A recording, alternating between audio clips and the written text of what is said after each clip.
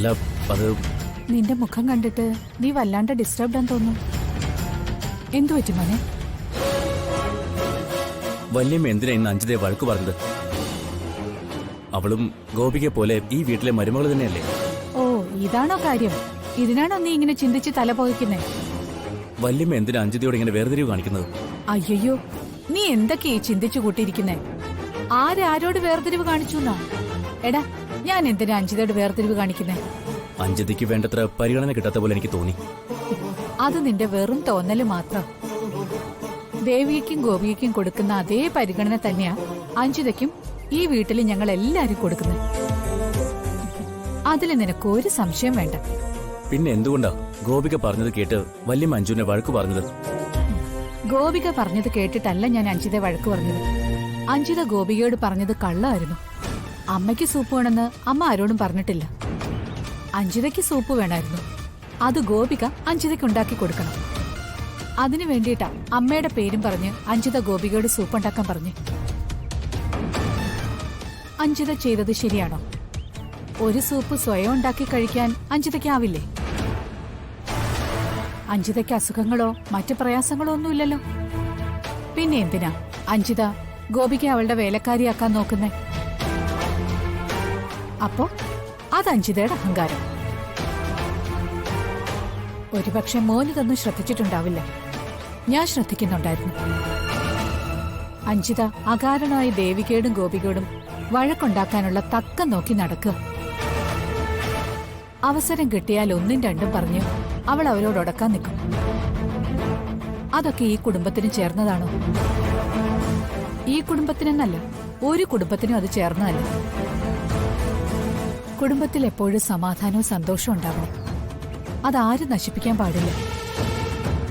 അത് നശിക്കാതിരിക്കാനാ ഞാൻ ശ്രമിച്ചത്. അതുകൊണ്ടാ ഒരമ്മയുടെ സ്ഥാനത്ത് നിന്ന് ഞാൻ അവളെ വഴക്ക് പറഞ്ഞതും നിസ്സാര വിഷയങ്ങൾക്ക് പ്രശ്നമുണ്ടാക്കരുതെന്ന് പറഞ്ഞ് അവളെ ഉപദേശിച്ചതും. എനിക്ക് വേണമെങ്കിൽ ഇതൊക്കെ കണ്ടില്ലെന്ന് നടിച്ചു പോവായിരുന്നു. പക്ഷെ അത് ശരിയല്ല. സ്നേഹിക്കേണ്ടപ്പോ സ്നേഹിക്കണം, ഉപദേശിക്കേണ്ടപ്പോ ഉപദേശിക്കണം, ശാസിക്കേണ്ടപ്പോ ശാസിക്കണം. അതിപ്പോ അഞ്ജിതയോട് മാത്രമല്ല, ദേവികയോടും ഗോപികയോടും ഒക്കെ എന്റെ സമീപനം ഇത് തന്നെയായിരിക്കും. ഇപ്പോ അഞ്ജിത വഴക്ക് പറയാനുള്ളൊരു സാഹചര്യം അവളായിട്ടാ ഉണ്ടാക്കിയിരിക്കുന്നത്. അതുകൊണ്ട് ഞാൻ അവളെ വഴക്ക് പറഞ്ഞു. അതല്ലാതെ അവളോട് സ്നേഹത്തോടെയാ പെരുമാറിയിരുന്നെങ്കിൽ ഇത്തരം സാഹചര്യങ്ങൾ വീണ്ടും ഈ വീട്ടിലുണ്ടാവും. ഇവരാരും കൊച്ചുകുട്ടികളൊന്നും അല്ലല്ലോ.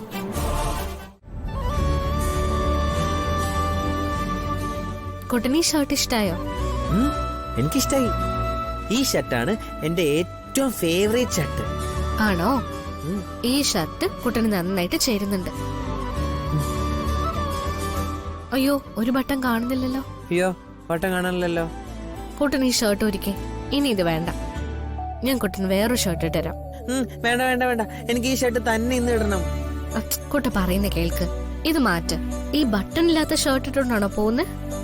എനിക്ക് ഇന്ന് ഇത് മതി, ഞാൻ ഇത് മാറ്റില്ല. എനിക്ക് ഇന്ന് ഈ ഷർട്ട് തന്നെ ഇടണം.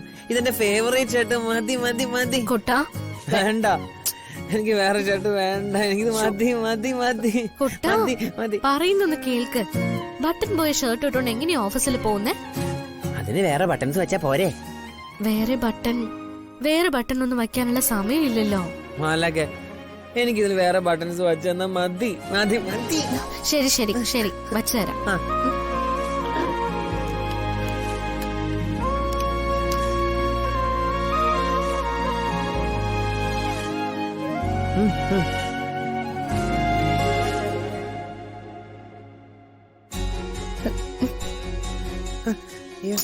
പേടിക്കണ്ട.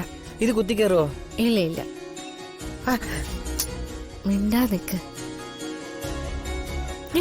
അയ്യോ, കുത്തി. കുത്തില്ല. ബട്ടൺ വെക്കാതെ പിന്നെ എങ്ങനെയാ പോവാ? വേണ്ട മാലാക. കുട്ടാ,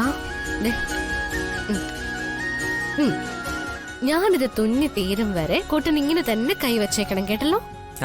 വേണമെങ്കിൽ എന്നെ നോക്കിക്കോ.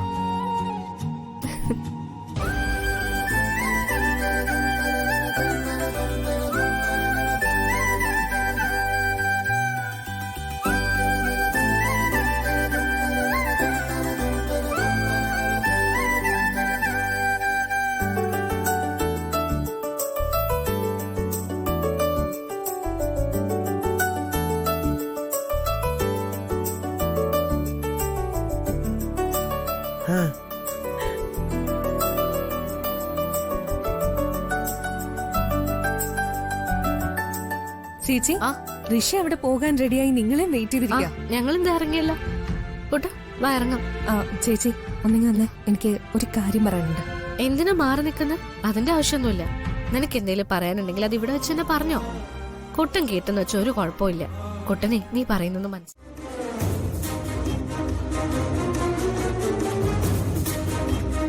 കുട്ടനെ എങ്ങനെയെങ്കിലും സേഫ് ആയിട്ട് പുറത്തെത്തിക്കണം.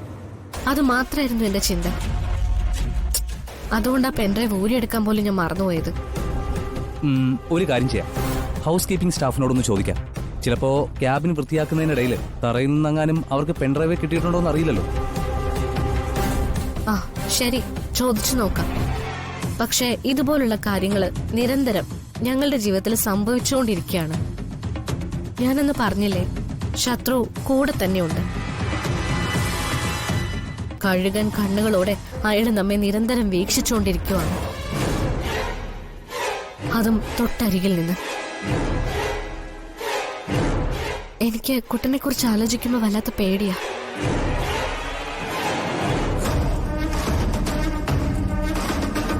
ചേച്ചി പേടിക്കണ്ട, ചേച്ചി സമാധാനമായിരിക്കും. ഇതിനെല്ലാം അവസാനം നമുക്ക് ഉടനെ തന്നെ കണ്ടെത്താം. ഞങ്ങളുണ്ട് ചേച്ചിക്കൊപ്പം. അല്ലടാ ബി? അതെ.